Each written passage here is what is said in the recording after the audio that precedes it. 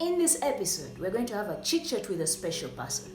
Now, this person has gone through the journey of passion-driven learning, and they are well on their way to passion-driven success. So stick around.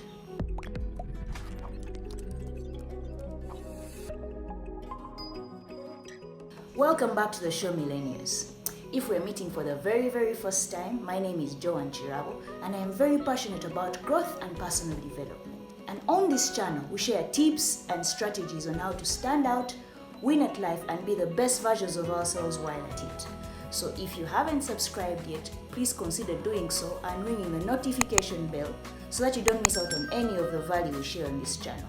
So let's dive in.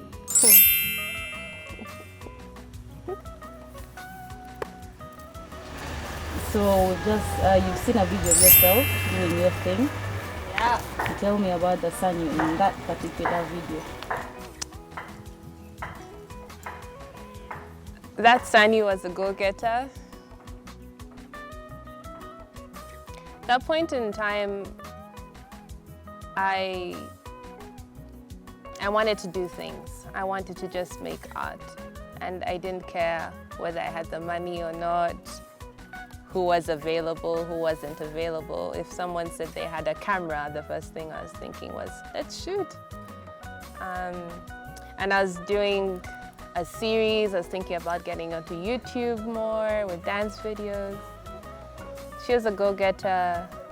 I didn't think about what people would be saying or want. It was what I wanted. So is that Sanyu still there, right? Yeah.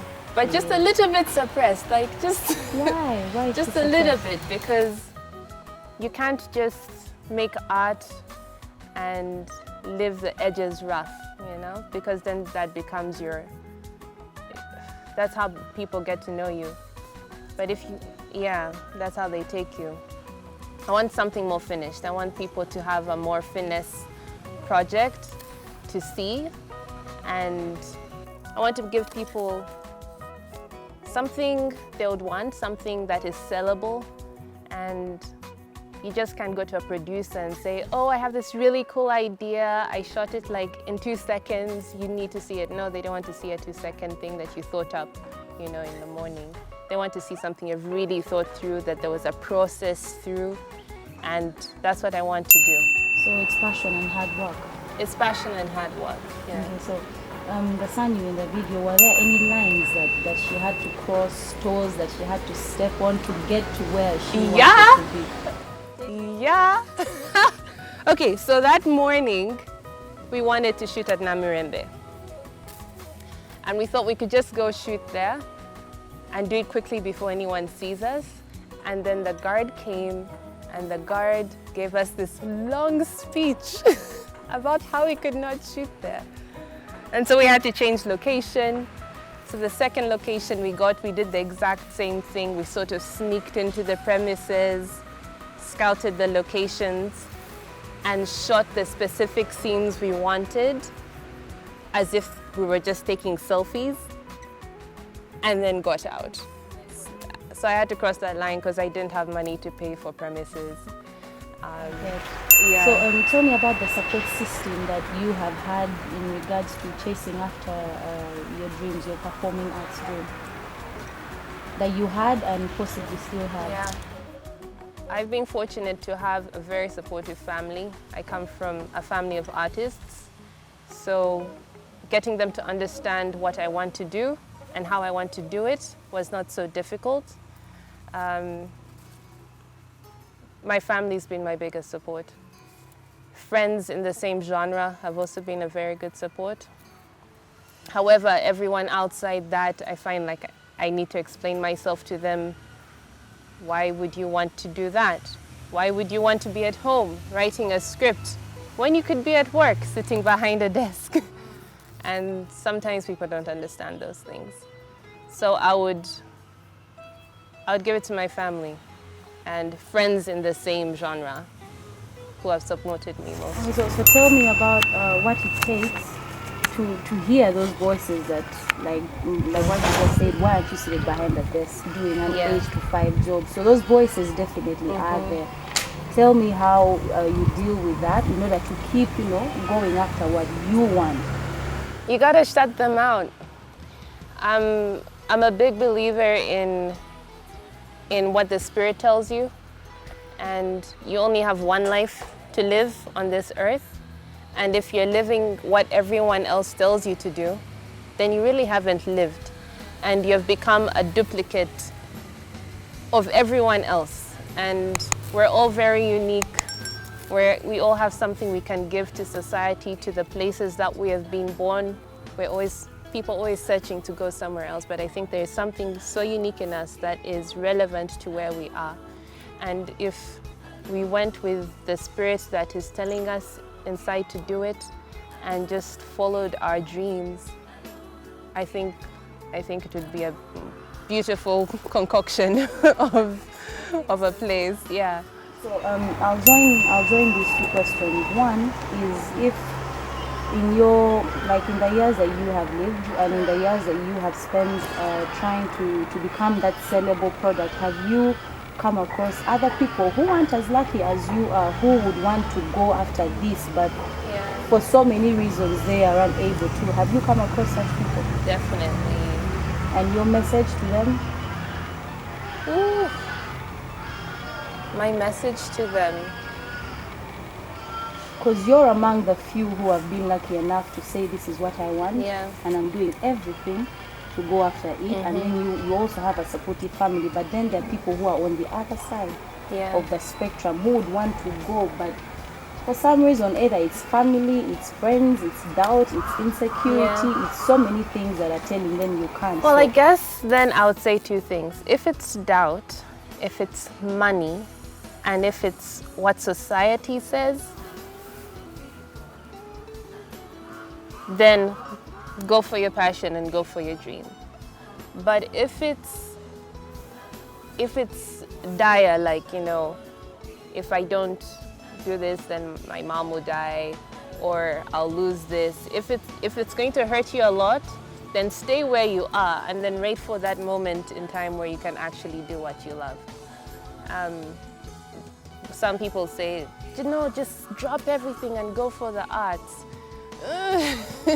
There are some legit reasons that can keep you away from the arts, and if you have very legit reasons, then stay where you are until all that is sorted. But don't forget what you have, or don't forget to share a bit of it whenever you get a chance with somebody else, because art is sharing, performance is sharing.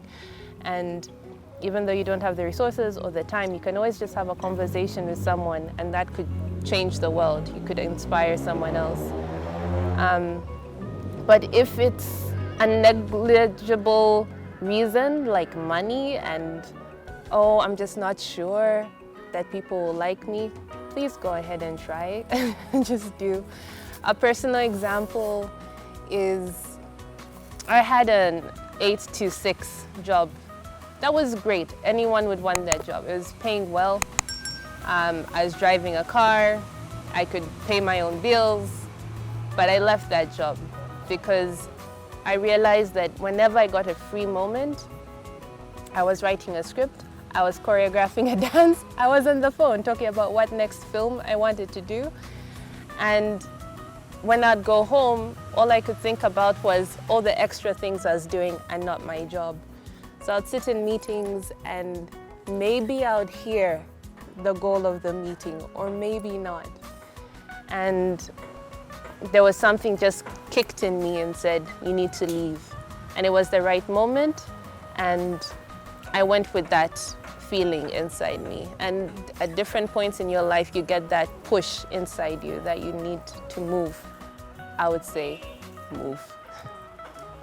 And so, have you been lucky enough to go through an education system that helped to push you towards the direction that you were taking? Yeah. I was homeschooled. Not many people are homeschooled. So in homeschool, you're studying like till 12 p.m. and then the rest of the afternoon you're doing anything you love to do. And so my anything and everything was dancing, writing poetry, swimming, acting. And in high school, high school, I was still dancing as part of a dance group, as part of GGW, as part of Heart of David dance group, and as part of the Kampala Ballet and Music dance team as well. And then in university, of course, I went on to do theater arts. And in theater arts, you have dance, you have music, you have drama. So it just became thicker and thicker and thicker the more I went up. You spoke about homeschooling and you got me thinking of something. And Yeah. do you think that parents or guardians who homeschool their kids, it kind of gives them a more open platform to see what things their children might Yeah. be interested in and therefore guide them in that? Yeah. So do you think homeschooling is a direction that the education system of Uganda could take to try and get students to study more in things that they're passionate Well, about? the education system in Uganda is one thing, and Talk then about having that. parents is So another. let's talk about both. So the education system in Uganda is lacking regulations and policies currently, and I've been looking into that. It's not built to harness people's passions and dreams. It's built to make them think tanks, which the government or some outside power can paste their ideologies onto. Whereas in a home, a kid is free to think as they like, to explore ideas, and to be guided in the right direction. To say that the education system in Uganda should be homeschool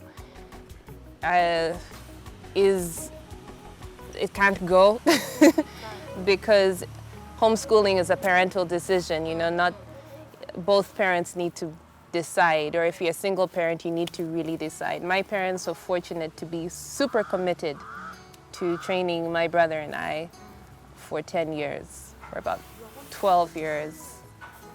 Yeah, and they did it together. I've seen families where it's just one parent, the mom is like, my kids, and the dad is like, peace out, that's your thing. It doesn't work because the kids are like, because essentially they're learning, yeah, you need to think the same. However, I think an education system that employs less homework and more day-to-day curricula would be useful. So the kids are learning the basics, math, English, and literature or writing for like 4 hours.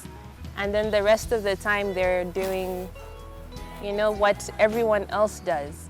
They're baking, they're swimming, they're reading a book, they're reciting a poem, they're learning a scripture. One thing I do with my younger brothers in their holidays is take them through speeches of presidents. And it's so exciting to see how they come to life being Mandela or Martin Luther King, and they become so articulate. So when they're reading passages in their schools, the teacher's always like, these guys are like so into it, they get into character, but that's because of what they're doing at home in the holidays. So instead of just bombarding kids with so much work, let them be kids, let them play. There's a time to play, there's a time to study. Of course, in high school, it can become more rigid because people are now streamlining what they want to do. But still, life is not all about books. I was talking to my mom, and was it my mom? Someone. I was talking to someone, and I said, wow, that kid is going to be like a lifetime secretary, because all that kid knew how to do is sit at this desk and read and read and read. Like, they're professional sitters and professional regurgitators of knowledge. It's ridiculous. Yeah, it's really sad. The education system, in my opinion, in Uganda, needs a revamp of policies, regulations, right from kindergarten all the way to tertiary level. I think in kindergarten, kids should play, just play. Don't graduate from playing, don't even wear the hat, just play. In primary, the arts, the performing arts should be part of the curriculum, not like an extra that you do at 4 o'clock at the end of the day. It could be at 8 o'clock in the morning, you start with a music class. and then it goes on.